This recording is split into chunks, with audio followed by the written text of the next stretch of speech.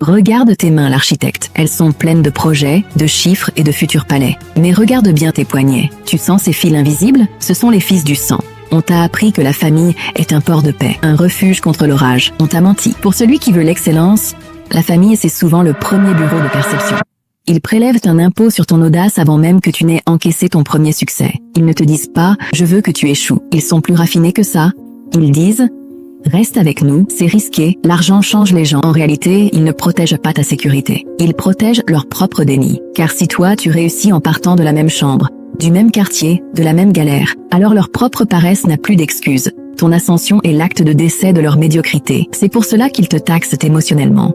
Ils te rappellent tes dettes d'enfance, le prix de ton éducation, le poids de leurs sacrifices. Tout ça pour acheter ton futur en solde. Ils ne cherchent pas un lion dans la famille. Ils cherchent un bouclier pour leur propre vieillesse. Tu n'es pas un fils, une fille ou un ami à leurs yeux. Tu es une police d'assurance contre le regret. Et tant que tu paieras l'impôt du sang, tu n'auras jamais les moyens d'architecturer ton propre destin. Dis-moi, dans le silence de ta chambre, combien de rêves as-tu déjà enterrés pour ne pas blesser l'ego d'un proche? On quitte le salon familial pour entrer dans la rue. Tes amis disent qu'ils veulent ton succès. Ils mentent. Ils veulent ton succès tant qu'il reste un cran en dessous du leur. Bienvenue dans le cannibalisme social. As-tu remarqué? Dès que tu poses une brique pour ton propre palais, ils arrivent avec leurs conseils. Fais attention, c'est risqué. N'oublie pas d'où tu viens. Ce ne sont pas des avertissements, ce sont des morsures. Ils essaient de manger ton audace pour nourrir leur propre confort. Parce que si toi, tu réussis, tu deviens le miroir de leur propre paresse. Et personne n'aime regarder un miroir qui brille trop fort. Ils préfèrent te voir galérer avec eux, car ta galère valide leur stagnation. C'est le paradoxe du crabe. Si l'un d'entre vous essaie de sortir du seau, les autres ne l'aident pas à monter.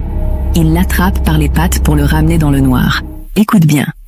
Celui qui te demande de ralentir n'est pas ton ami. C'est le gardien de ton niveau actuel. Question de survie. Quel est l'ami qui, en secret, prie pour que ton projet n'aboutisse jamais? On ne guérit pas d'une infection en demandant pardon aux microbes. L'excellence n'est pas une quête de popularité, c'est un acte de guerre contre la médiocrité environnante. Si tu veux monter, tu dois accepter d'être le méchant dans l'histoire de ceux qui refusent de bouger. Bienvenue dans la chirurgie de l'excellence. Couper les ponts n'est pas un acte de haine, c'est un acte d'autodéfense. Tu ne retires pas ton amour.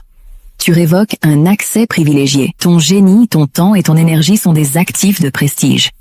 Et on n'expose pas des diamants dans un vide-grenier. Arrête de te justifier. L'architecte ne s'excuse pas de suivre son plan. Leur pauvreté mentale est une maladie contagieuse. Et ton silence est ton premier masque de protection. Celui qui possède le talent possède la banque. Arrête de mendier la validation de ceux qui ne possèdent que l'image. Ton carnet de dettes émotionnelles est désormais clôturé. À 0 francs CFA. Pour l'éternité.